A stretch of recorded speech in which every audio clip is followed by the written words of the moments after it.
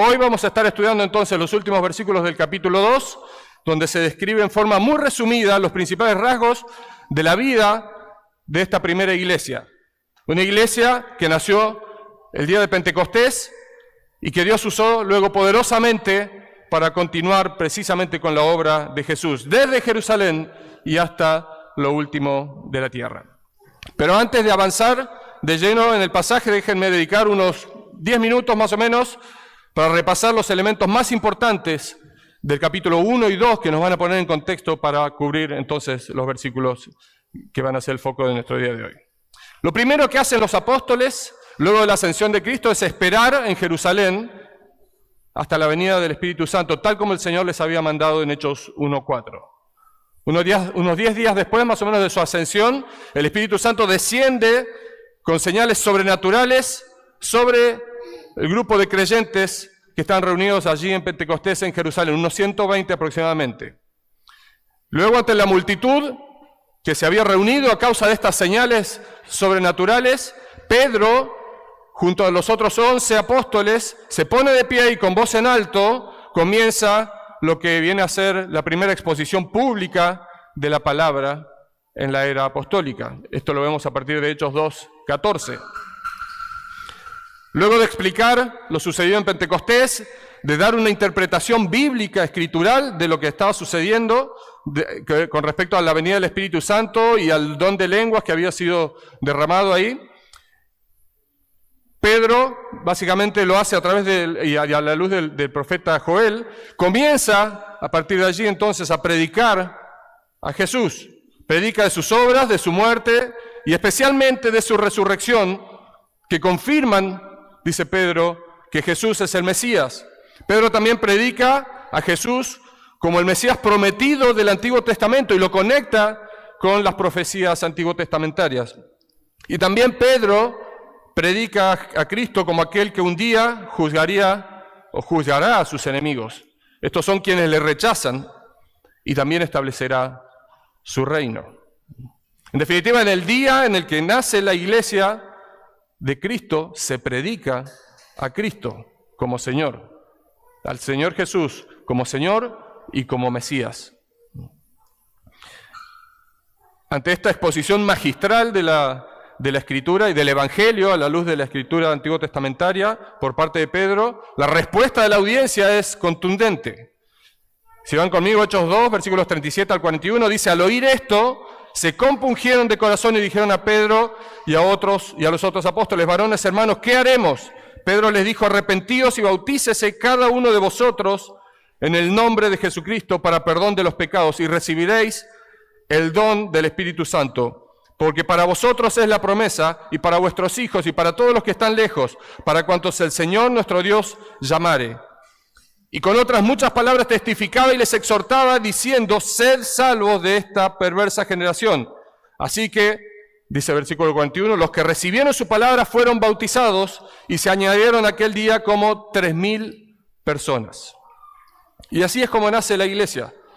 El Espíritu Santo desciende sobre estos primeros 120 creyentes, luego el Evangelio es predicado y en un día hay ya más de 3,000 personas convertidas y bautizadas. Y es así entonces como Lucas, a medida que va narrando su historia, en este capítulo 2 introduce o comienza con la introducción de dos elementos que son muy importantes y que tienen connotaciones teológicas y doctrinales importantes. El libro es un libro narrativo, es un libro histórico, pero hay elementos doctrinales importantes y hay dos en particular que son introducidos a partir de aquí. En primer lugar, el establecimiento de la iglesia, la historia de cómo se difunde la fe a través de los creyentes en el contexto de la iglesia. Y hay muchos pasajes, no los voy a citar ahora, en el libro de Hechos y en el resto del Nuevo Testamento, ¿sí?, que hacen y que explican y que se expanden respecto de este tema, el establecimiento de la iglesia. Y en segundo lugar, la obra del Espíritu Santo y la forma en que el Espíritu de Dios dirige a la iglesia y a cada creyente en particular. También muchos pasajes, Hechos 1:8, 2:2 al 4, 2, 16 al 18, 38, Hechos 4, 8, etcétera, etcétera, etcétera, se refieren a la obra del Espíritu Santo en la vida de los creyentes y de una forma diferente a la manera en que el Espíritu Santo obraba hasta ese momento sobre los creyentes.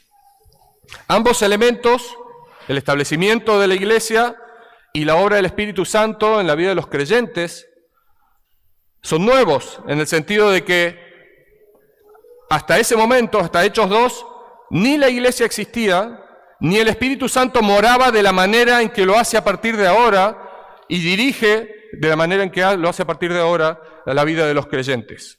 No quiere decir que el Espíritu Santo no moraba en los creyentes, pero la forma en que se manifiesta en la vida de los creyentes a partir de ahora es muy particular. Estos dos elementos son fundamentales para el cumplimiento de la Gran Comisión. En primer lugar, los creyentes no están aislados y dispersos, sino que viven y crecen espiritualmente en el contexto de la iglesia. Eso es fundamental y eso es algo que se establece a partir de aquí. En segundo lugar, los creyentes están unidos a la iglesia mediante el Espíritu Santo. Y es a través de la obra del Espíritu Santo que Dios dirige y habita en cada uno de ellos. Y Lucas desarrolla estos conceptos a lo largo del libro, no solo mediante la narración de eventos particulares, como puede ser el día de Pentecostés o el evento que comienza a ser narrado a partir del capítulo 3, que es la curación de un cojo y así sucesivamente. No solo a partir de estos eventos particulares es que Lucas va narrando la historia, sino y especialmente lo hace a través de la introducción de pequeñas cápsulas o resúmenes o reportes breves que dan una idea de cómo avanza la obra y en particular cómo está la iglesia. Estos resúmenes son por mano, por puño de Lucas. ¿Sí? Él no está citando lo que los apóstoles dicen o cosas que él escuchó, él mismo, o cosas que son parte de la narración, sino que él mismo hace estos resúmenes justamente para ir conectando los puntos que él está tratando de hacer a lo largo de la historia que está contando. Uno de los resúmenes se presenta aquí al final del capítulo 2. ¿Sí? Y en particular, se enlistan los elementos más sobresalientes y distintivos de la primera iglesia en Jerusalén. Lo vemos allí desde el versículo 42 y hasta el final del capítulo en el versículo 47. Vamos a leer estos pasajes y voy a leer nuevamente el versículo 41. Dice, así que los que recibieron su palabra fueron bautizados y se añadieron aquel día como 3,000 personas. Versículo 42. Y perseveraban en la doctrina de los apóstoles, en la comunión unos con otros, en el partimiento del pan y en las oraciones. Y sobrevino temor a toda persona, y muchas maravillas y señales eran hechas por los apóstoles.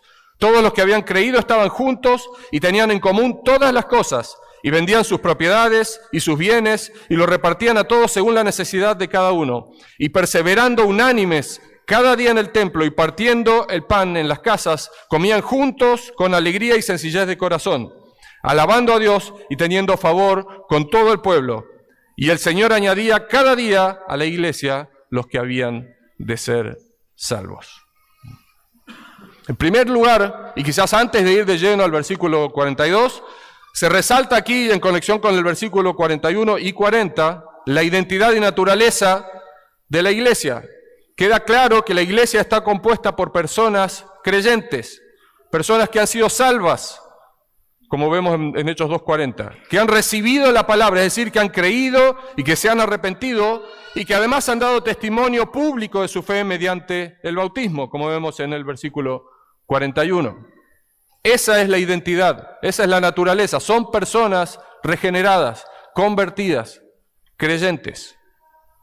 En segundo lugar, a partir del versículo 42, y ya cuando comienza formalmente este resumen que introduce Lucas, es interesante notar que los primeros elementos mencionados tienen que ver con la fe de esta nueva comunidad de creyentes. Dice Hechos 2:42, y perseveraban en la doctrina de los apóstoles y en la comunión unos con otros, en el partimiento del pan y en las oraciones. En primer lugar, entonces, perseveraban en la doctrina de los apóstoles. Hasta ese momento, el Nuevo Testamento no había sido escrito, ¿sí? Y era entonces responsabilidad de los apóstoles, quienes habían sido encomendados por Jesucristo mismo, enseñar al cuerpo y afirmar enseñar al cuerpo de creyentes y afirmar, ¿sí?, todo lo que compone las doctrinas fundamentales sobre la cual se edifica la fe de los cristianos y la iglesia. Este cuerpo de doctrina, ¿sí?, fue recogido y quedó plasmado luego, eventualmente, en las páginas del Nuevo Testamento.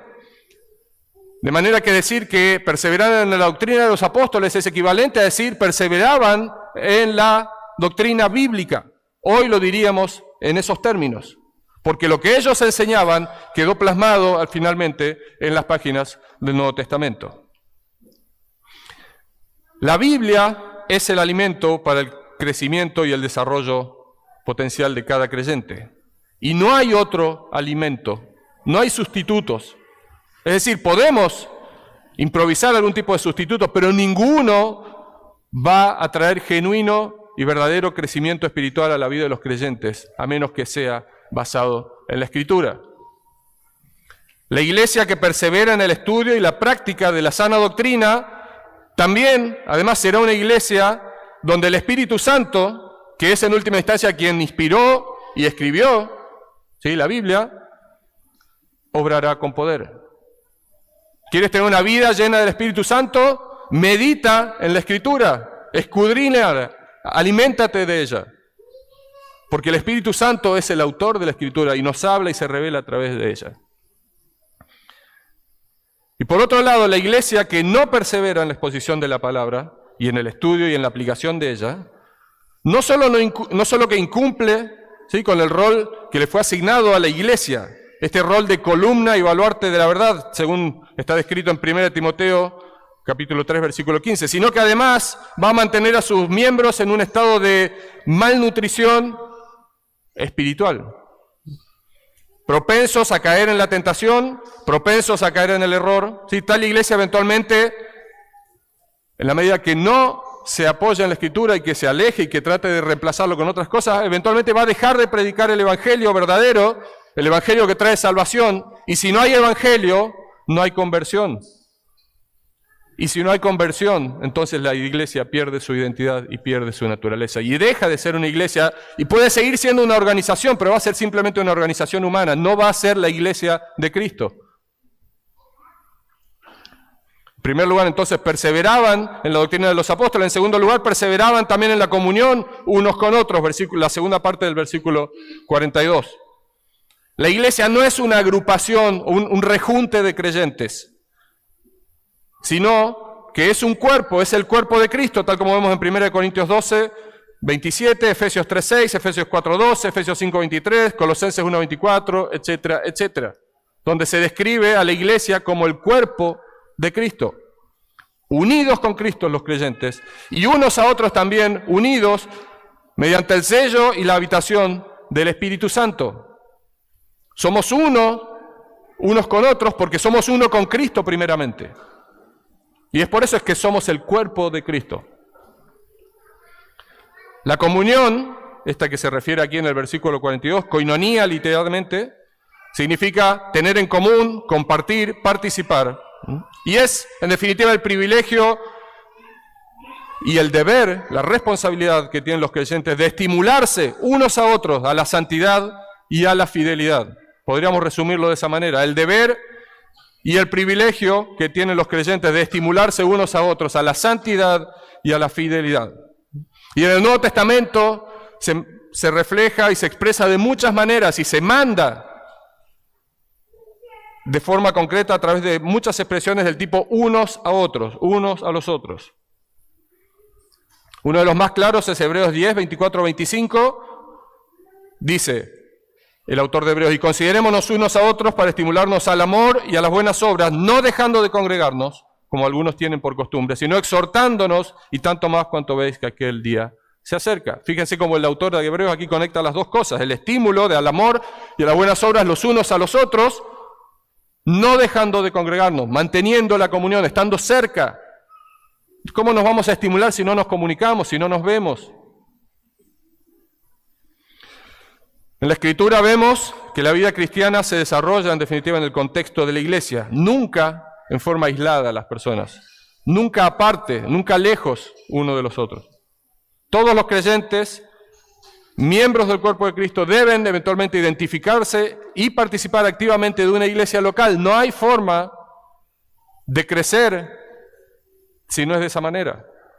Y vimos en el último mensaje sobre este pasaje, ¿sí?, de múltiples formas nuevas de hacer iglesia hoy que no son bíblicas y que en definitiva lo que apuntan es a separarnos, a dejarnos solos, en privado. En tercer lugar, la primera iglesia también perseveraba en el partimiento del pan. ¿Sí? Una referencia clara a la celebración de la Cena del Señor. Esta celebración que el Señor mismo mandó que se celebrase hasta su regreso. Esto no es opcional para los creyentes. Sí, es un mandato del Señor, es una ordenanza. Al participar de la Cena del Señor, los creyentes recuerdan y anuncian la muerte del Señor hasta que Él venga. Al tiempo que también reconocen su indignidad completa delante del Señor, porque nos obliga a venir a la cruz, a meditar en la cruz, y nos expone completamente, expone nuestra pecaminosidad, expone nuestra indignidad frente a la obra de Cristo. En segundo lugar, vemos en 1 Corintios 10, versículos 16 y 17, que la Santa Cena simboliza la unión del creyente con Cristo y por tanto la comunión unos con otros en un mismo cuerpo. Finalmente, podemos decir que la Escritura nos exhorta a no participar indignamente de la Cena del Señor. Lo vemos esto en 1 Corintios 11, versículos 27 al 32. Es muy frontal Pablo aquí, al emitir esta advertencia, esta exhortación. ¿Sí? Se nos obliga a examinar nuestra vida, a confesar nuestros pecados antes de participar de la Cena del Señor.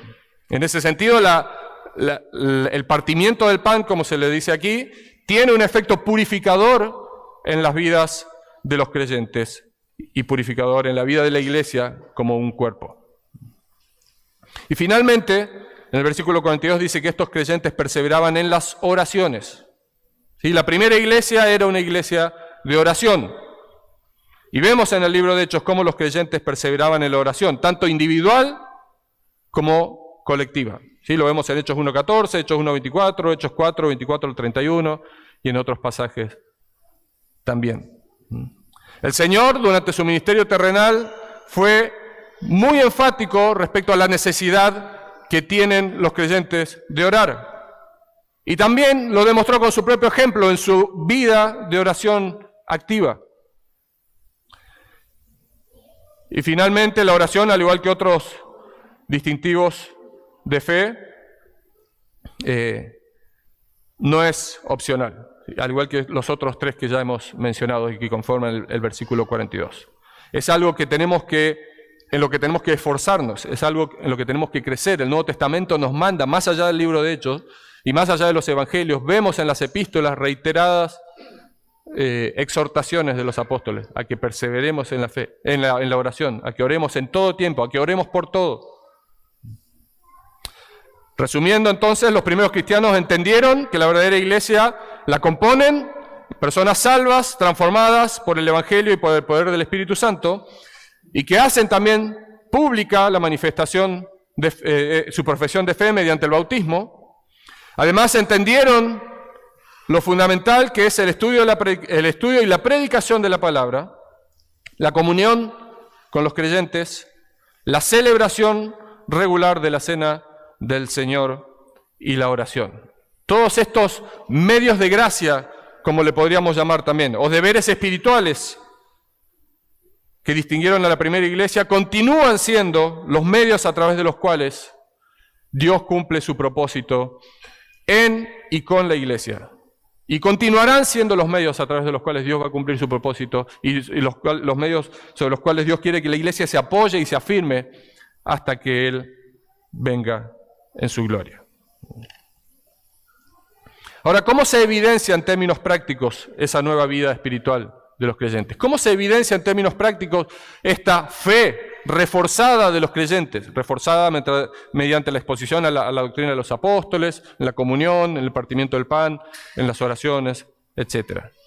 ¿Qué evidencias hay de que esta iglesia está avanzando en la dirección correcta y cumpliendo con la voluntad de Dios? Bueno, a partir del versículo 43, Lucas describe en forma muy resumida los rasgos más característicos de la vida de estos primeros cristianos. Es decir, nos muestra cómo la iglesia, en la medida que perseveraba en el cumplimiento de estos deberes espirituales, por un lado, infundía temor, lo vemos en el versículo 43, también la iglesia y su testimonio era validado públicamente por Dios.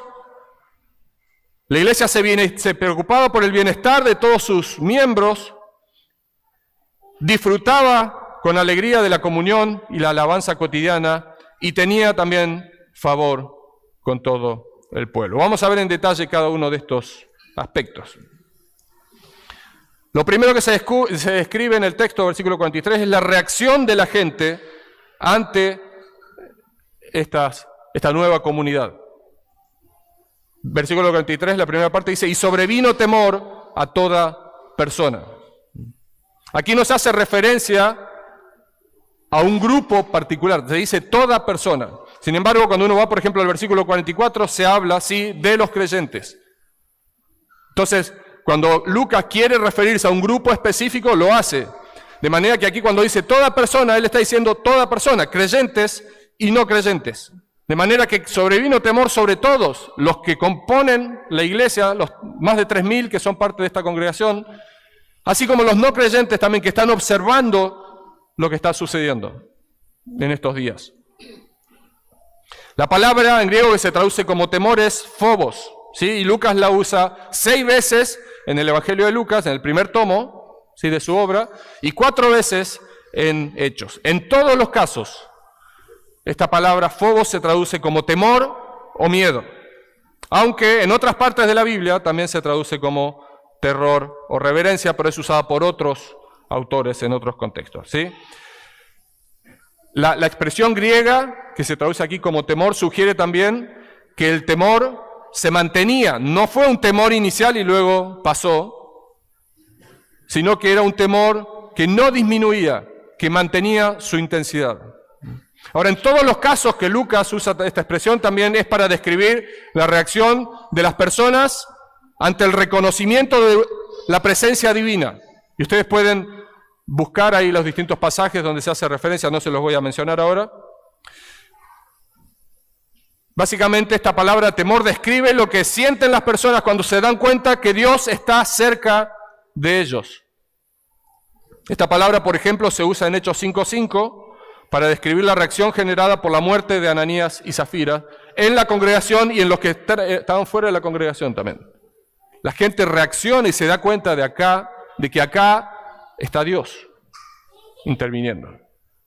Esto no es solo una cuestión de personas, acá la presencia divina es real y se atemorizan.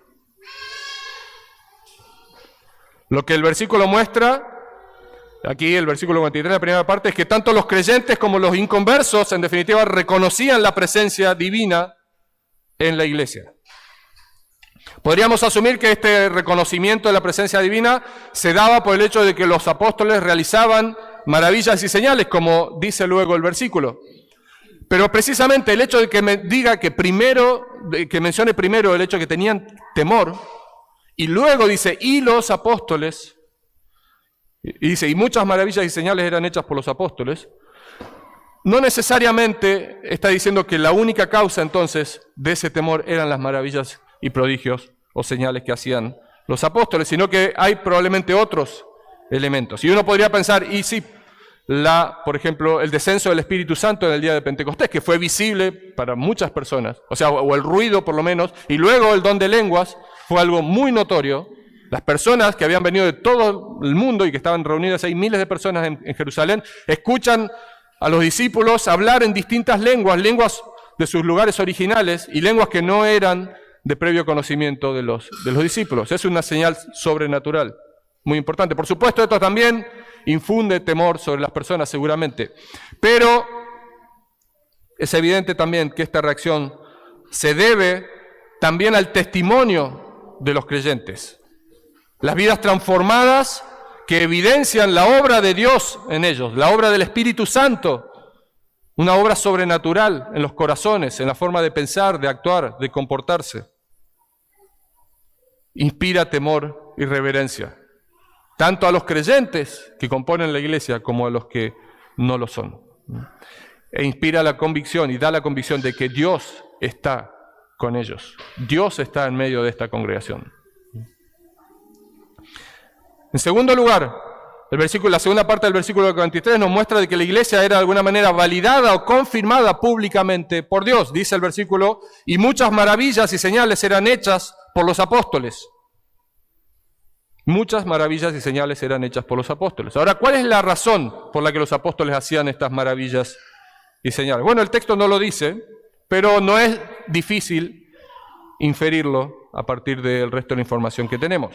Sí, la expresión maravillas, terata en griego, que se traduce como o significa obras portentosas, fuera de lo común, que manifiestan la existencia de un poder sobrenatural. Sí, eso es lo que se traduce aquí como la palabra terata, que se traduce como maravillas. Y la palabra señales, semeia en griego, que es un indicativo, algo que está apuntando hacia algo, que está llamando la atención hacia algo, señalando hacia algo. Esta combinación, maravillas y señales, es la misma expresión en griego que se traduce como prodigios y señales en Hechos 22, apenas unos versículos antes. Son las palabras mismas del apóstol Pedro. En un caso, Hechos 2.22, son las palabras de Pedro. Hechos 2.43 son las palabras de Lucas, haciendo su propio resumen de lo que es la vida de estos primeros cristianos hasta ese momento. ¿Sí? Maravillas y señales. Dice el versículo 22 de Hechos 2, varones israelitas, aquí está Pedro hablando, ¿sí? En su primer sermón. Oíd estas palabras, Jesús Nazareno, varón aprobado por Dios entre vosotros con las maravillas, prodigios y señales que Dios hizo entre vosotros por medio de él, como vosotros mismos sabéis. En su sermón Pedro está mostrando que Jesús, siendo humano, siendo hombre y siendo de origen humilde, viniendo de Nazaret, él fue aprobado, fue confirmado por Dios, precisamente mediante las maravillas, los prodigios y las señales, que demostraban el origen divino de su poder y que apuntaban a él como el Mesías prometido. Ahora en el versículo 43, Lucas usa la misma expresión de Pedro, prodigios y señales, para describir las obras de los apóstoles. Y lo hace precisamente para dar a entender a su audiencia, a quienes él está escribiendo, que los apóstoles obraron y hablaron con el mismo poder y la misma autoridad de Jesús. Y lo hace también para que la audiencia pueda mirar a Cristo como el Mesías y el Señor, a Jesús como el Mesías y el Señor. De manera que de alguna manera Dios valida a través de maravillas, ¿sí? y señales que el mensaje y la obra de los apóstoles era el mensaje y la obra de Jesús. Era Jesús mismo, era Dios mismo obrando y hablando a través de ellos. Ahora, ¿quiénes hacían los milagros? Bueno, importante notar aquí que en el Nuevo Testamento la capacidad de realizar milagros está limitada, por un lado, a los apóstoles, los 12 apóstoles y Pablo, y también a algunos de sus asociados más cercanos, tales como Felipe, según vemos, por ejemplo, en Hechos 8:13. Estamos hablando de en la época apostólica, es decir, luego de la ascensión de Cristo. Por supuesto que durante el periodo de Jesús, el Señor también le dio autoridad a más personas, a los 70, recuerdan, de hacer también señales. Pero luego en la época apostólica, según vemos en la Escritura, esta capacidad es dada a los 12, a Pablo, ¿sí? que son los apóstoles, y a algunas personas, no muchas más, ¿sí? asociados. En una acepción diferente, un poquito más amplia de la palabra apóstol, estos asociados son a veces también referidos como apóstoles en el Nuevo Testamento. De hecho, en 2 Corintios 12:12, Pablo se refiere a las señales, prodigios y milagros como señales de apóstol. Es decir, como diciendo, las personas que hacen eso son validadas como apóstoles. No en el sentido estricto de la palabra, no para referirse exclusivamente a los 12 y a Pablo, sino a ellos más sus asociados que cumplían de alguna manera un rol apostólico. Esto es muy importante, hermano, porque ellos son en definitiva los únicos, luego de la ascensión de Jesús, a los que se les dio la capacidad de realizar milagros. Y si bien Dios manda a todos los creyentes a continuar con el cumplimiento de su obra, la obra que Él comenzó, todos somos parte de esta gran comisión, todos somos desafiados y mandados a cumplir la gran comisión. Dios básicamente no dispuso el mismo poder sobrenatural para todos los creyentes. Y de hecho Dios ni siquiera dispuso reemplazos para estos apóstoles, que sí tuvieron la capacidad de hacerlo. A medida que ellos fueron muriendo, ahí quedó. No vemos más registros de prodigios y milagros en el Nuevo Testamento, ni en el registro de los padres de la Iglesia durante los años posteriores al primer siglo. En ninguna parte del Nuevo Testamento se nos promete a los creyentes, a todos los creyentes, esta capacidad de obrar milagros. Y esto es muy importante porque este pasaje en particular se malinterpreta muchas veces, asumiendo que, así como en la primera iglesia había señales, prodigios, milagros, en las iglesias de hoy también tiene que haber lo mismo.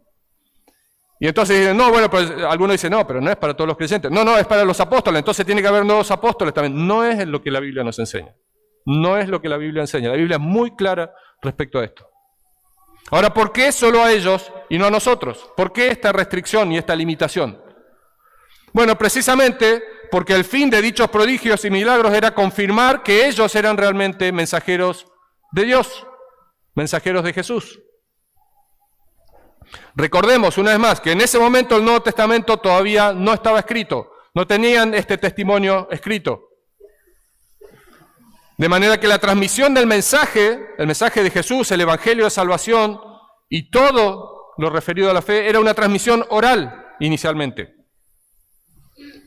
Y al principio muchas personas lo estaban escuchando por primera vez. La mayoría de la audiencia el día de Pentecostés estaba escuchando por primera vez el mensaje del Evangelio. Muchos estaban escuchando por primera vez acerca de Jesús. De manera que no tenían cómo contrastar, cómo verificar que lo que les estaban diciendo estas personas, los apóstoles, era verdadero, era genuino. Ellos decían hablar en nombre de Dios, decían que Jesús era Dios y decían que venían en su nombre. ¿Y cómo lo verificaban? Ahora, esta necesidad de verificación o de ratificación, ratificación, fue disminuyendo a medida que más y más personas podían dar testimonio de la veracidad del mensaje. Hasta que eventualmente todo ese testimonio quedó registrado en las páginas del Nuevo Testamento y se cerró el canon bíblico. Desde ese entonces ya no hay más necesidad de realizar milagros, maravillas para confirmar el mensaje, sino que lo que hay que hacer es simplemente, cuando alguien viene con un mensaje que dice ser de parte de Dios, es abrir la Escritura y verificar si es consistente con lo que la Escritura nos enseña. Esa es la manera en la que hoy nosotros y cualquier persona debemos verificar la veracidad de la enseñanza, desde el púlpito, desde cualquier lado que se emita. No hay más necesidad de prodigios y milagros de la manera, en la misma manera que lo hubo durante ese primer siglo y durante esa primera fase de la etapa apostólica. La pregunta entonces, ¿no hay más milagros hoy? Bueno, que este don de milagros o estas señales de apóstol ya no estén vigentes, no significa que no ocurran milagros, por supuesto. Una cosa no quita a la otra. Dios sigue obrando. Y Dios sigue obrando sobrenaturalmente y lo hace especialmente en respuesta a la oración de sus hijos. Ahora, esta obra sobrenatural de Dios de hoy no tiene el mismo propósito que tenían los milagros y las obras sobrenaturales de la era apostólica. Como dijimos, ni se manifiesta tampoco de la misma manera, es decir, no se manifiesta a través de una interrupción o una alteración sobrenatural del orden físico natural establecido por Dios. Si recordemos, Dios estableció un orden natural a partir de la creación. Leyes, ¿sí? O sea, que se resumen de alguna manera o se enuncian en forma de leyes. Y las cosas funcionan en este mundo de acuerdo a ese orden establecido por Dios. Y cada vez que Dios hace un milagro, lo que hace es interrumpir ese orden natural de manera sobrenatural, o modificarlo o alterarlo. Bueno, los milagros que hoy obra no son ya de ese tipo, no son milagros que tienen connotaciones físicas o manifestaciones físicas necesariamente. La principal obra sobrenatural de Dios de hoy en día, y por la que debemos clamar a Él, es la transformación de las vidas de quienes son tocados por el Evangelio. Y les puedo asegurar que esa obra sobrenatural es mucho más importante y mucho más poderosa que la alteración sobrenatural del orden físico natural. No hay esfuerzo humano que pueda dar vida a quienes están muertos en sus delitos y pecados. No hay esfuerzo humano que pueda transformar la vida de los creyentes a la imagen de Cristo. Por más que nos esforcemos nosotros, no lo vamos a conseguir en nuestras propias fuerzas. Necesitamos el Espíritu de Dios, necesitamos el poder sobrenatural del Espíritu de Dios interviniendo en el corazón de los incrédulos, quebrantándolos, regenerándolos para traer salvación. Necesitamos el Espíritu de Dios y su obra poderosa en nuestras vidas para vencer el pecado, para avanzar en santidad, para crecer en el conocimiento de Cristo y ser formados y moldeados a la imagen de nuestro Señor. Los milagros, por supuesto que siguen existiendo y por supuesto que siguen teniendo lugar. Y por supuesto que ocurren en el contexto de la iglesia y debemos pedir por esos milagros. Los versículos 44 y 45 nos muestran además, avanzando, cómo era el trato que los miembros tenían en esta congregación. ¿Sí? La iglesia se preocupa por el bienestar de todos sus miembros. ¿Sí? Versículo 44 dice, todos los que habían creído estaban juntos y tenían en común todas las cosas, y vendían sus propiedades y sus bienes, y los repartían a todos según la necesidad de cada uno. Y aquí solo como una nota, un paréntesis, es interesante notar que esta es la primera vez en Hechos que Lucas llama a los miembros de la iglesia creyentes, es decir, todos los que habían creído. El autor tiene que introducir este término para denominar a este grupo de personas, ¿sí? Este grupo de discípulos. Recordemos que el término cristianos recién empieza a usarse en Antioquía a partir de Hechos, capítulo 11, versículo 26. Volviendo entonces a nuestro hilo, ¿sí? En estos versículos 44 y 45 se resalta cómo desde los primeros días el bienestar de cada uno de los creyentes, tanto el bienestar espiritual como el bienestar físico, era prioritario para la iglesia y para cada uno de sus miembros. En primer lugar se menciona que todos los que habían creído estaban juntos y tenían en común todas las cosas. No solo estaban unidos espiritualmente, sino que además durante estos primeros días, con posterioridad a Pentecostés, en Jerusalén, mientras ellos estaban ahí, se reunían, estaban juntos durante gran parte del día, compartían un mismo espacio físico y compartían también bienes materiales. Ahora, ¿significa esto que ellos vivían en una comunidad, en un campamento, todos juntos? ¿Se compraron una parcela y se fueron todos juntos?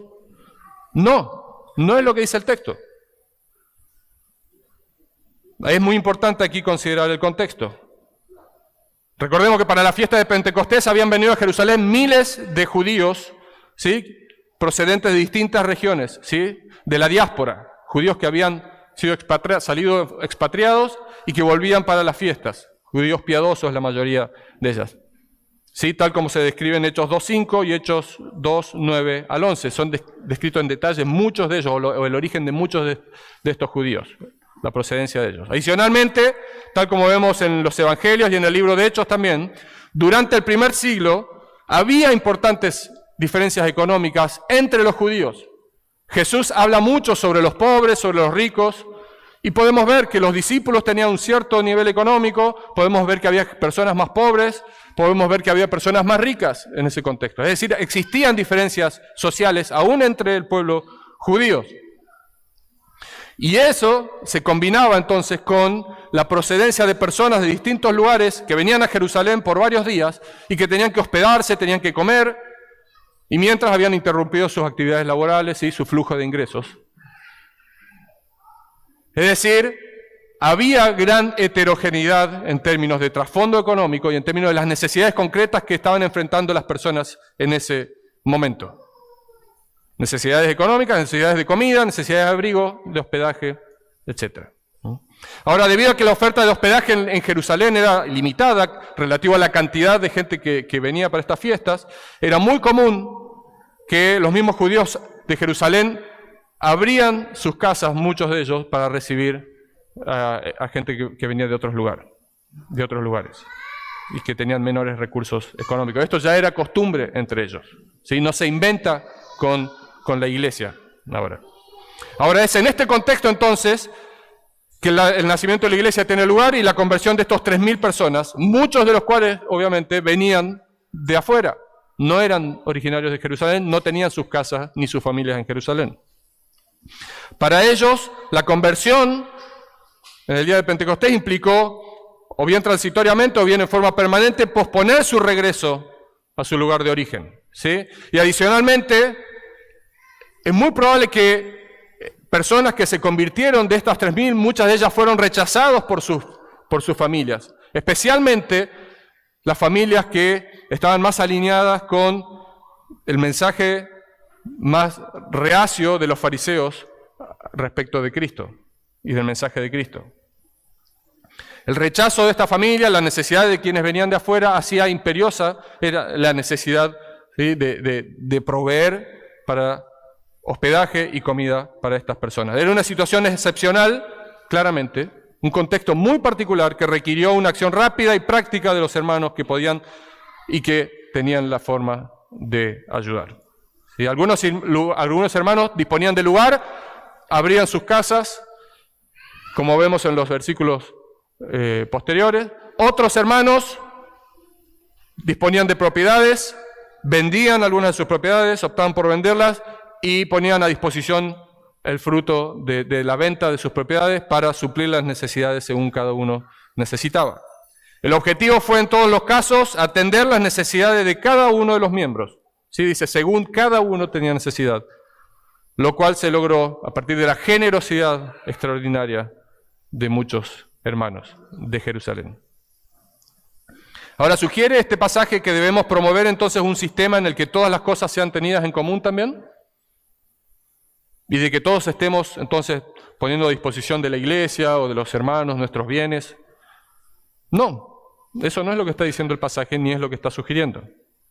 Sí, por un lado los verbos traducidos como vendían y repartían en Hechos 2:45, que también se usan en Hechos 4:34, están en un tiempo imperfecto, es decir, sugieren que no fue algo que se realizó de una vez y listo, es decir, se vendió todo y ya está, ahora es todo común, pues ya nadie tiene nada, porque ya nadie tiene nada que es propio, se abolió la propiedad privada, lo pusieron todo a disposición de la iglesia. No, esto es algo que sugiere, se iba haciendo a medida que surgía la necesidad.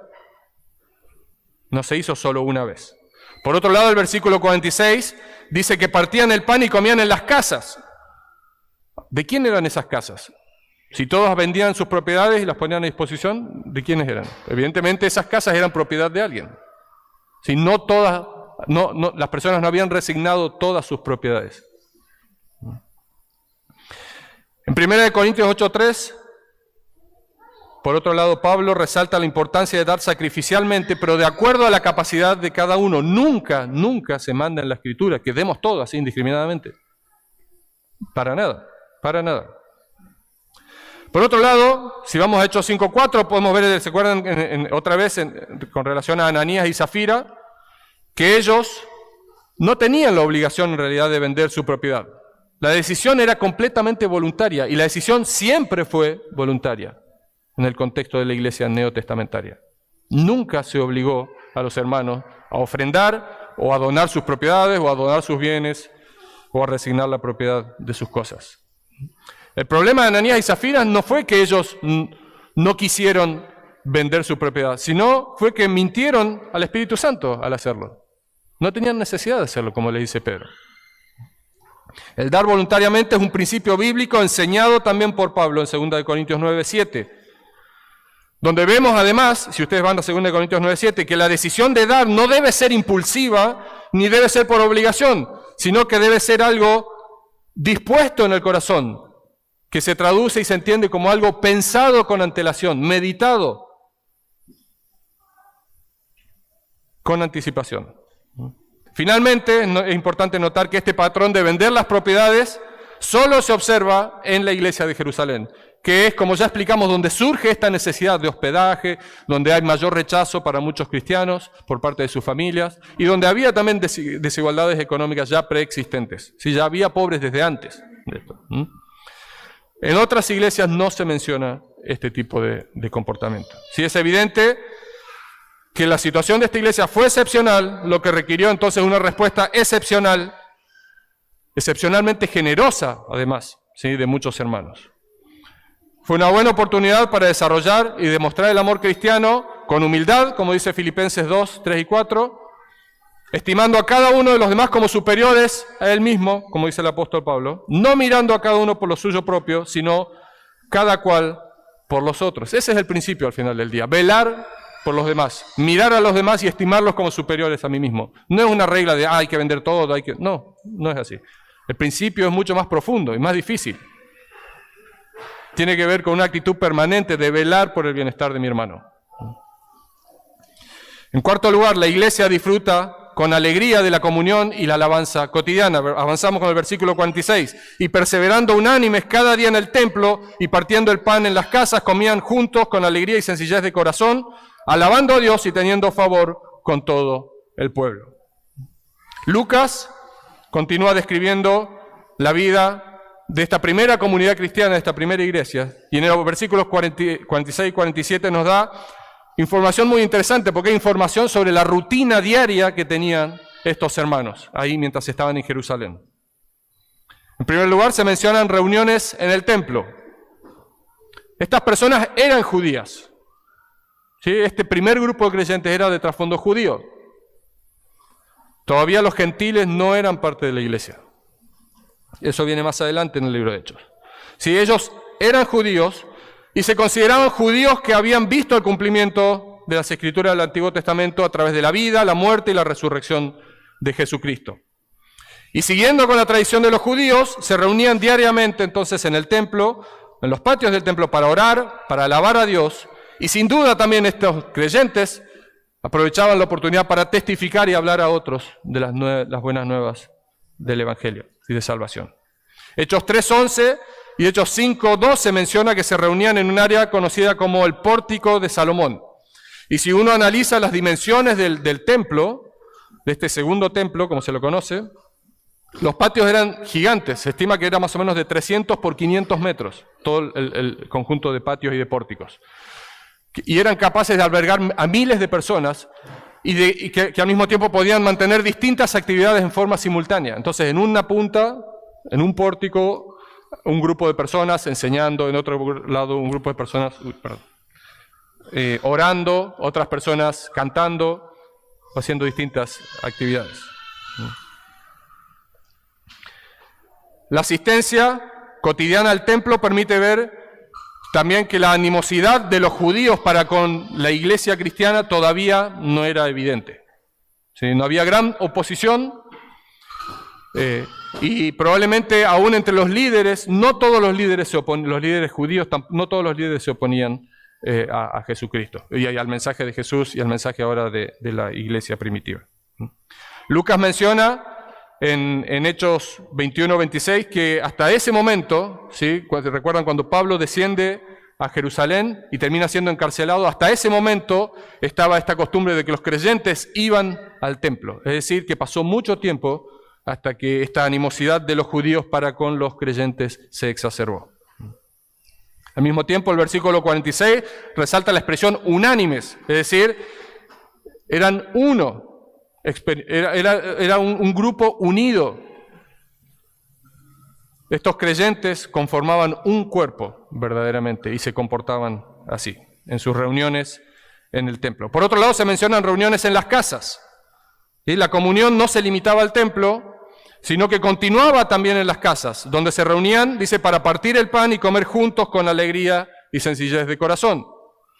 Es decir, se reunían para partir del pan, es una referencia otra vez a la Santa Cena. Recuerden que la instrucción inicial del Señor es que cada vez que se reunieran, ¿sí?, debían celebrar la cena. Eso hay interpretaciones diferentes, algunos dicen literalmente cada vez que se reúnen, otros dicen, bueno, no necesariamente quiere decir eso. Nosotros lo hacemos normalmente una vez por mes. Es muy probable aquí que estas personas o bien lo hacían todos los días, junto con otras comidas, como era la costumbre también, y como fue el precedente de la Santa Cena establecida por el Señor, instituida por el Señor. Recuerden que ahí fue la cena, literalmente en el aposento alto, y el partimiento del pan luego. Bueno, esa costumbre continuó también, y entre los creyentes, y en particular aquí en el contexto de la primera iglesia, continuaba esta tradición de tener comidas en común. No necesariamente todos los días se juntaban y compartían todas las comidas, pero era un momento de koinonía, ¿sí? De comunión, de compartir con los hermanos, de compañerismo, que era también acompañado por el partimiento del pan, la celebración de la cena del Señor. Vemos que esta costumbre entonces nos acompaña hasta ahora, no solo la cena, la institución de la cena del Señor, que es un mandato, sino también la de compartir comidas. Hermosos tiempos que podemos compartir, muchas veces, como hermanos, como familia en la fe. A veces en la casa de alguno, a veces aquí. Es un lindo tiempo, y es una costumbre que ya se establecía desde aquellos tiempos. El punto es que esto se realizaba en las casas de los hermanos y es una muestra más entonces de la hospitalidad y la solidaridad práctica de los hermanos dueños de estas casas, los hermanos que contribuían para los gastos que se generaban en estas comidas y demás. Lucas aclara que compartían este tipo de actividades en las casas con alegría y sencillez de corazón, y esto es muy importante. La actitud con la que lo hacían.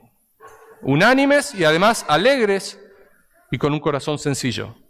La alegría o gozo es mencionada en varias oportunidades en Hechos y se relaciona siempre, en la mayoría de los casos, o muchas veces, ¿sí?, con la influencia del Espíritu Santo. O sea, el efecto del Espíritu Santo sobre la vida de los creyentes es gozo, es alegría. La sencillez de corazón, en cambio, se menciona solo aquí, en todo el Nuevo Testamento. Y literalmente significa simplicidad, un corazón simple.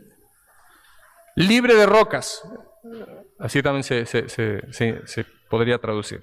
Sin duda, la alegría y la capacidad de disfrutar el tiempo de koinonía con los hermanos, de compañerismo, depende en gran medida de disponer nuestro corazón en la forma apropiada, de tener un corazón sencillo, sin grandes pretensiones personales, dispuestos a dejar de lado mis gustos, mis preferencias y valorar y apreciar, ¿sí?, a mis hermanos y sus necesidades y sus preferencias. Avanzamos.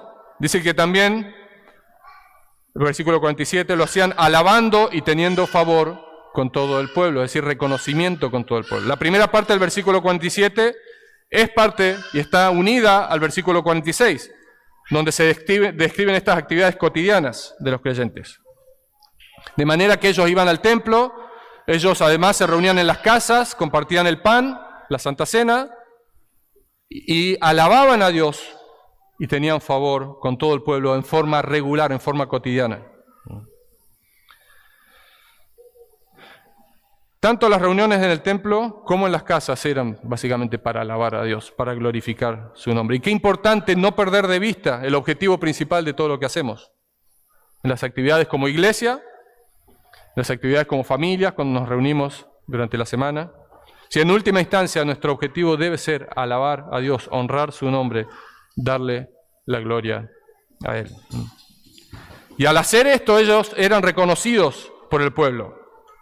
Si ellos realmente tenían lo que se podría decir un verdadero testimonio cristiano, tal como el Señor Jesús pidió en la oración sacerdotal que leímos hoy en la lectura devocional. En Juan 17:21 Jesús pide al Padre para que todos sean uno, como tú, oh Padre, en mí y yo en ti, que también ellos sean uno en nosotros, para que el mundo crea que tú me enviaste. Y vemos aquí esa oración ya siendo respondida por el Padre. Sí, los cristianos, los primeros cristianos, siendo uno y dando testimonio para que el mundo crea. Y así avanzamos al último punto de nuestro pasaje de hoy. La última parte del versículo 47. Dice, y el Señor añadía cada día a la iglesia a los que había de ser salvos. Aquí hace referencia, y hay un punto y hay una oración aparte, ¿sí? Es una oración distinta, que de alguna manera resume o da un fin a todo lo que se dijo desde el versículo 42 hasta el versículo 47.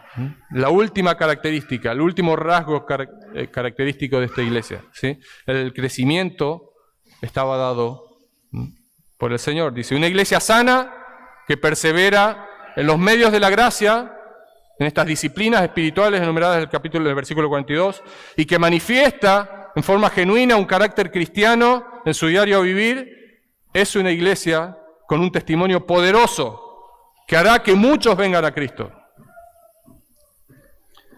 El tiempo imperfecto del verbo, el Señor añadía, y los que habían de ser salvos, ¿sí?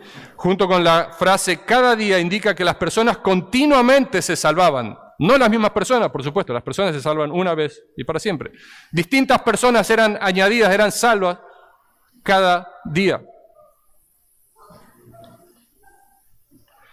Al observar la conducta diaria y el testimonio de estos creyentes.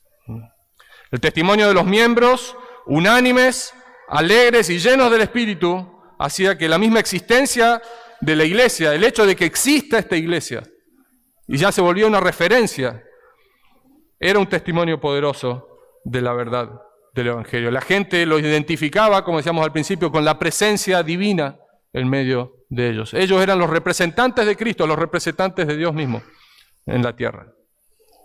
La verdadera evangelización, la evangelización efectiva y eficaz, básicamente fluye de la vida de una iglesia sana, apoyada en los elementos correctos y aplicando y viviendo en forma práctica estos elementos bíblicos. Así todo, en este versículo 47, Lucas cierra esta sección enfatizando que es el Señor quien añade quienes han de ser salvos. Esto nos recuerda que el Señor es soberano en cuanto a la salvación. Es muy interesante el contraste, porque todo el pasaje habla de la iglesia, lo que hacen los cristianos, el testimonio de los cristianos, y en el último versículo, cuando va a cerrar, Lucas básicamente habla del Señor. El Señor añadía cada día a la iglesia a los que habían de ser salvos.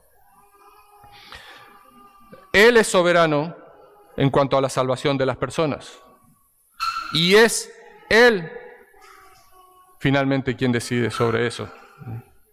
Él mismo que es el Señor de la iglesia, Él mismo que es el fundamento de la iglesia, Él mismo que es quien edifica la iglesia, es el que trae el crecimiento. Él mismo que dio su vida por la iglesia para santificarla, es quien se encarga también de hacerla crecer. En definitiva, la gran comisión está en marcha.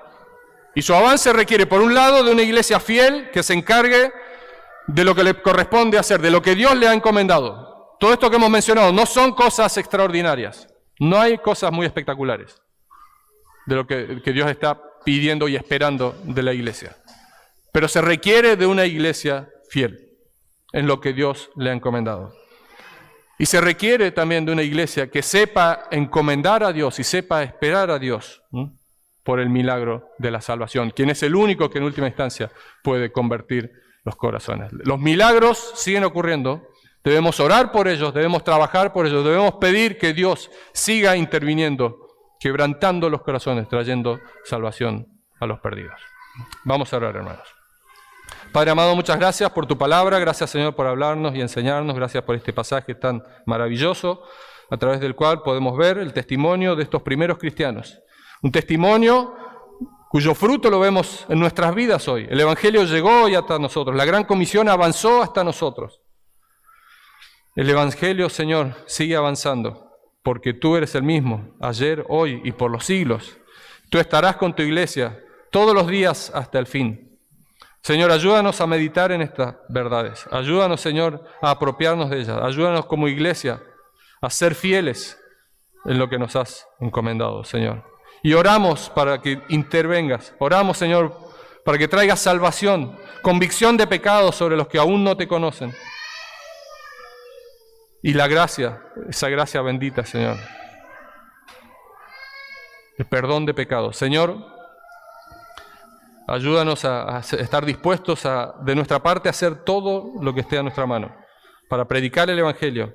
Y también para velar por el bienestar de nuestros hermanos, que podamos disfrutar de la comunión, que podamos disfrutar del tiempo juntos, que podamos disfrutar, Señor, no solo de las actividades aquí en la iglesia, sino cada día en el contacto con nuestros hermanos, que podamos disfrutar y anhelar ser de bendición para mis hermanos, de diversas maneras, de las maneras que tú nos des la forma de hacerlo. Señor, y que la gloria y la honra sea para ti, en el nombre de Jesús. Amén.